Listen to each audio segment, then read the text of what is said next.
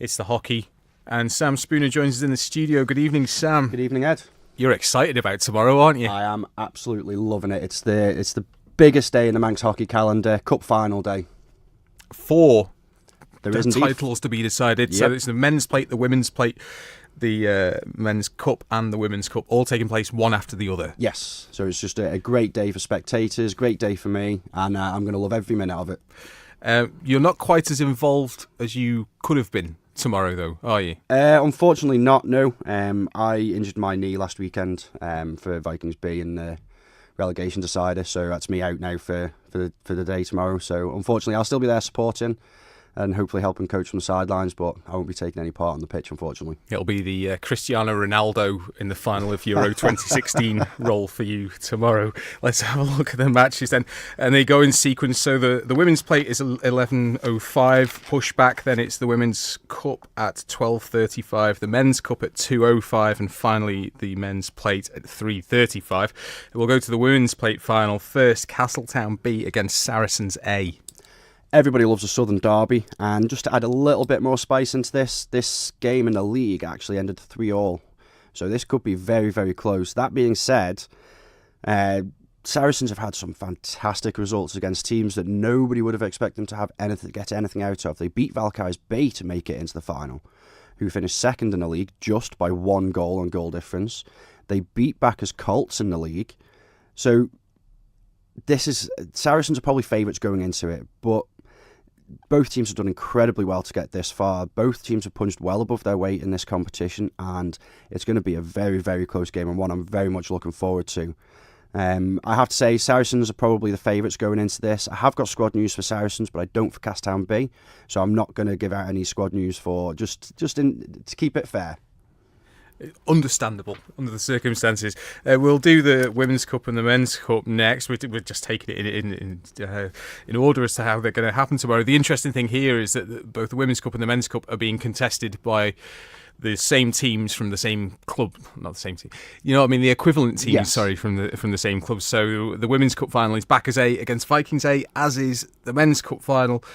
Vikings A are probably the favourites for the women's and Bacchus A for the men's. I'd say but the Cup can throw up some surprise performances, and that's Vikings A are going into this undoubtedly as favourites to win. For the women's. The Women's Cup. They've gone 11 seasons undefeated, so that's 11 league championships in a row. They've got 127 games now in domestic competitions unbeaten, which is a huge number. So they go into this game as favourites. So Bacchus, this is their third cup final on the bounce. They are a real cup team. They seem to thrive on the pressure of all or nothing. They are missing Jo Hicks tomorrow, who's the vice captain. She's away with the Isle of Man Schools under 15s team, coaching, I might add, not playing. But this is going to be much closer than league form suggests. I mean, Bacchus have struggled maybe with a couple of player issues in the league, not having their full-strength team out every week. You've got Catherine Crane, Lucy Quine, Emma Corty, and the massive Freya Duchars as well, who's nominated for England Hockey's Rising Star Award in midweek as well, which is massive congrats to her. I was just going to say, let's take a quick moment to just talk about that, because we haven't heard from Freya yet.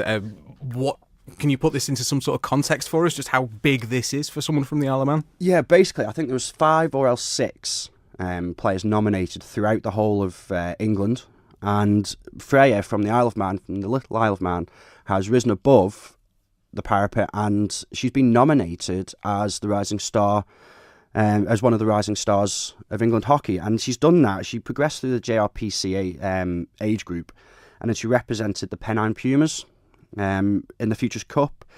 From that, she was then selected for the school games and then the England under-18 selections, which in itself is a huge achievement, and it just shows what hard work can do for you.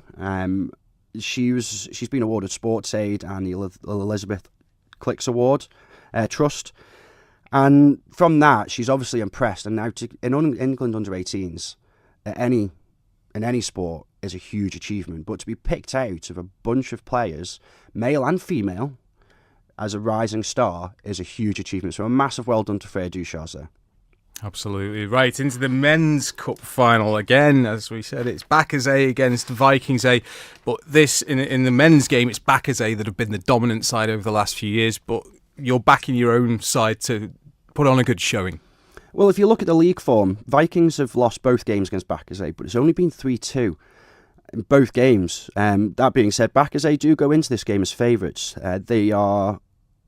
This is on the way to their undefeated undefeated on the way to their 8th league title in a row. They've not lost a domestic game since the 2014 Cup final against Valkyries A. There is one big loss in Andy Whiting, who's out with an injured collarbone. Hopefully he's going to be back for the counties. I don't know how likely that is, but I wish him all the best, and I'm sure I'll see him at the pitch tomorrow. This is also Bacca's 3rd game in 5 days, which is a huge amount of pressure to put on them. But Bacca's, they're used to overcoming hurdles. They're used to winning games where they have to dig in. Jamie Brown, Captain Fantastic, drags the best out of his team every game. That being said, Vikings A, I've seen the chat. They are determined to put a performance in tomorrow. They've had an indifferent season. They've ended up finishing 4th in the league.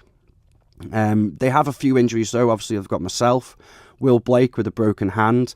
Danny Williams has been a long-term injury for them, and they've lost Archie and Eddie Cayley and Nathan Evans as they're all away off island. Macklin Wilson does come back into the side though, and if you're going to be looking at players from both sides, you've got Paul Griffiths and George Harrison at the back, who are awesome. It's a mixture of experience with Paul Griffiths and George Harrison in the youth, and they have been awesome this year defensively. Jamie Brown, I'll mention him again. I'll say Captain Fantastic. He always seems to drag the best out of his team.